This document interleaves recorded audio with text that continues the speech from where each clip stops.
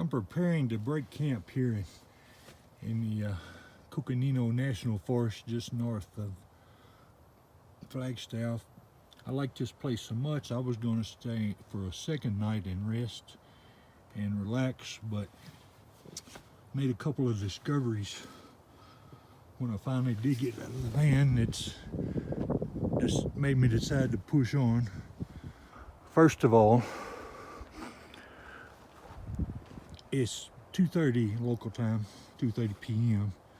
and the wind has picked up, and it sort of reminds me of where we were outside of Payson, Arizona several days ago when we woke up the next day to snowfall. And I wouldn't mind that, but sometime during the night last night, my main propane tank ran out, and I'm down to my 2.5 gallon spare tank. That will give us heat for about 20 hours, which is great. You know, I've got enough food to last me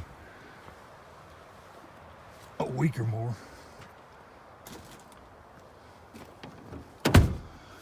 But if I get snowed in, if I was well stocked, I will welcome it, but I better move on. Besides, where I'm parked, the winds started blowing these branches out, and as we see that big tree over there, at some point the whole tree went down. The branches were actually peppering.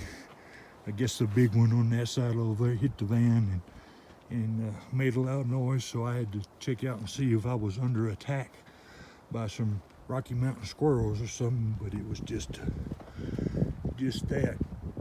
So I'm going to head to the lower elevation. I did make a discovery while I was breaking camp.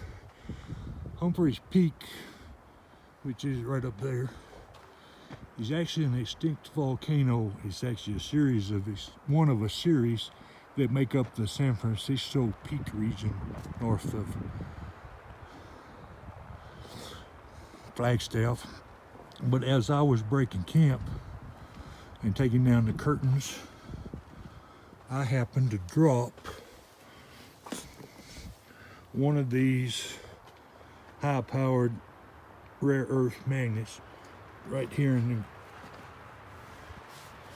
it's a pretty neat magic trick, because if I drop that magnet and then pick it up, if you will notice, the dirt here is magnetic.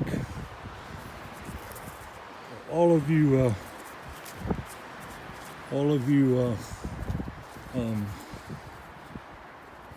armchair scientists, find out if what's going on. Before we leave this area, I'm driving on up to the top of the mountain and see what the ski area looks like. But as you notice, the higher in elevation we get, we're getting more and more of these white aspen trees interspersed with the pine trees.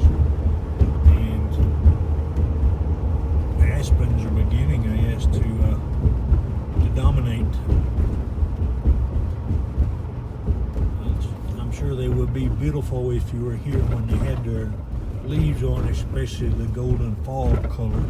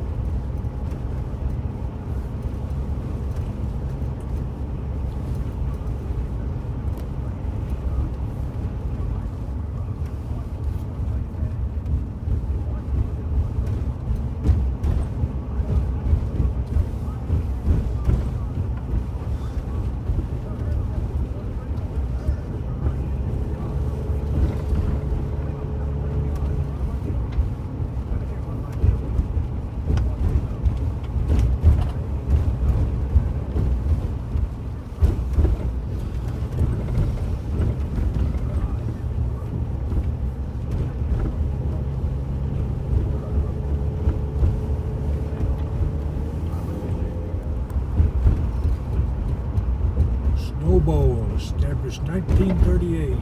Welcome. Scenic chairlift. Sailing. You can read. Looks like this is about as far as we can go. What's that say? November the 20th. That's exit only, so let's go over here. What about that for a view? I think it's like 4 miles wherever you park your car is 4 miles on up to the top of the mountain. And we're not going to try that, but it's actually still a long ways up there, long way up there. But let's go and see what these people are doing.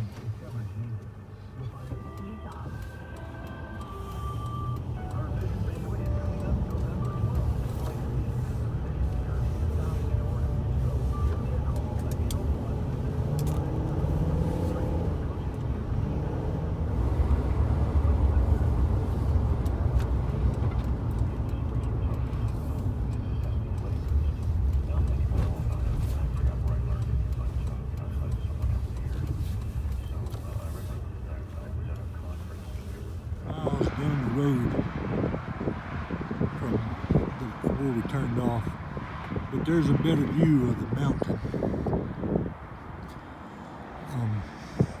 in this little pull-off area.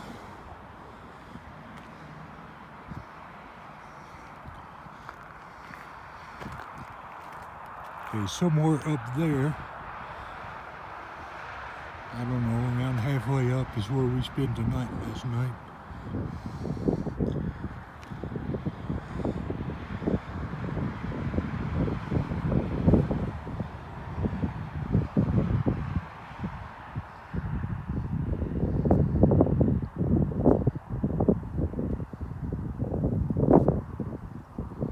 All right, and it's sun's getting fairly low in the sky, but we've got this open meadow here in front of us. We're going to sit here in a few minutes and have a snack, maybe. Oh, we don't have to wait. I spotted them. We have elk. We're across the road, but all right.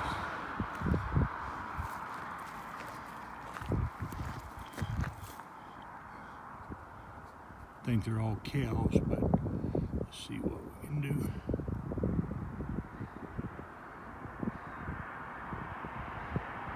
And I know that's going to get green. But that's the best I can do with the iPhone right now. So I'm going to back off a little bit. They're out there. Looks like there are 3 of them. So we'll go sit in the van and eat a little. Maybe they'll come across the road and eat on this side so we can get a little closer. All right, we're down about 1,500 feet from where we in elevation from where we stayed last night, and we're not actually that far. But as you can see on both sides of the road, this is a much more populated area.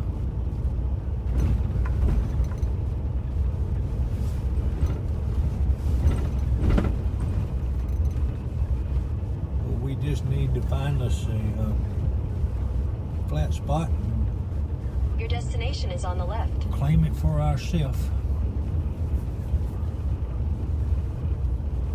There's one, but I'll see if I can find something a little more secluded. Oh, and I just noticed this is a paved road.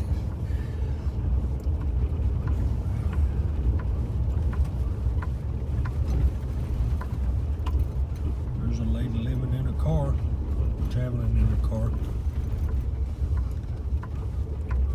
Oh, here we go. Now we're onto the Forest Service type road.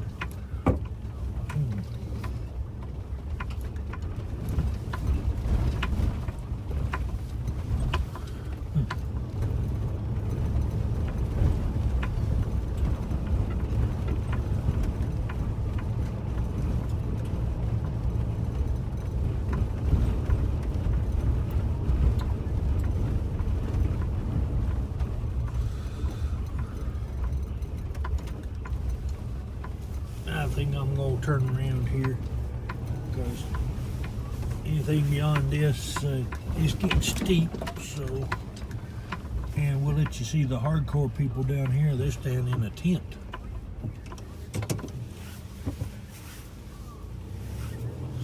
And here I am worried about I've only got about 2 days of propane to run my heater on. Of course, inside that tent they may have some nice amenities too. Right, Flagstaff. This is probably a mile from where we were at that campground, or the Forest Service camping area just a little ago, but we also may be in the suburbs. This might be one of these. Here's the city limits, and now it's 20 miles to get to anything. Let's see, $2.35 for a gallon of gas.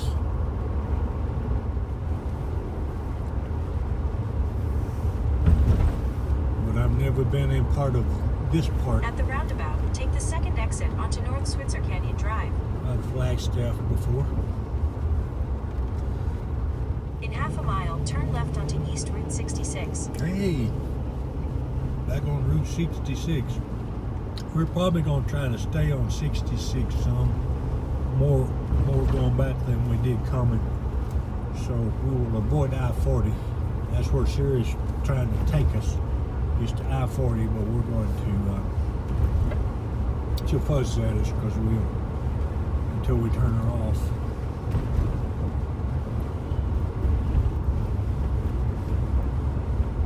'66 in certain places is not the easiest thing to follow, the old 66, because I-40 has replaced much of it.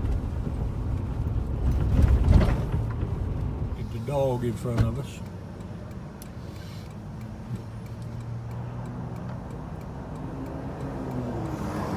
He's just enjoying himself. What breed do you think that is?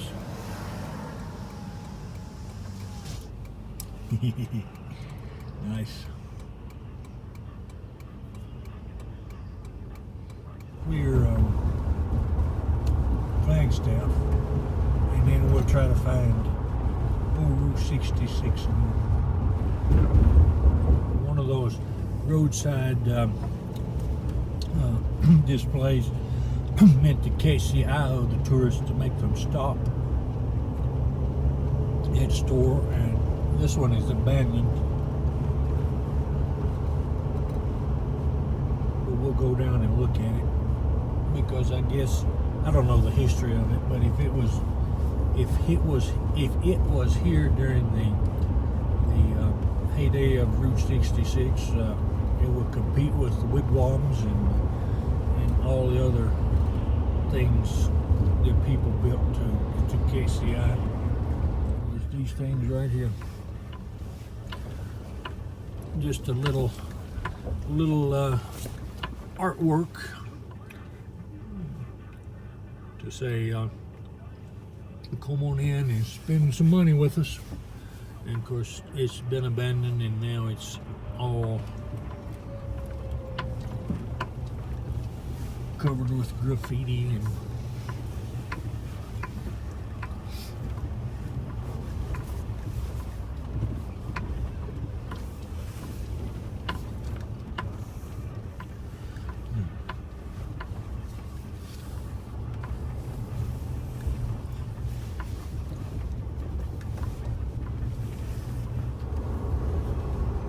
this is the Twin Arrows Casino, so it's taking advantage of the thing across the street.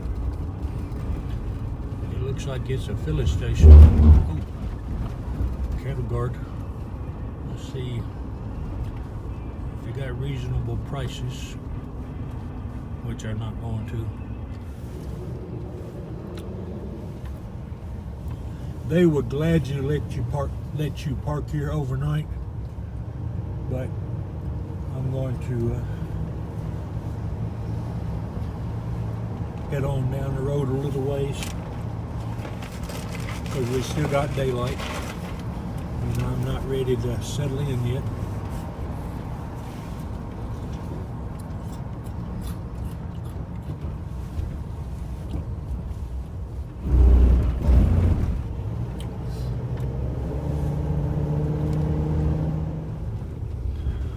guess this is 2 guns, but I don't see any guns, so ain't much here.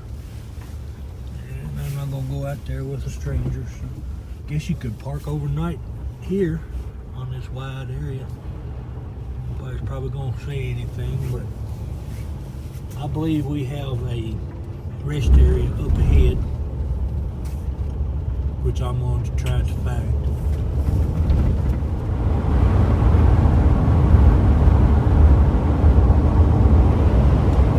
Well, I have passed by Meteor Crater 3 times in my life. This is the 3rd time, and I've not stopped once. And I don't know that I'm going to now because there's an RV park here, but I think it's probably expensive. Welcome to the Meteor Crater rest area.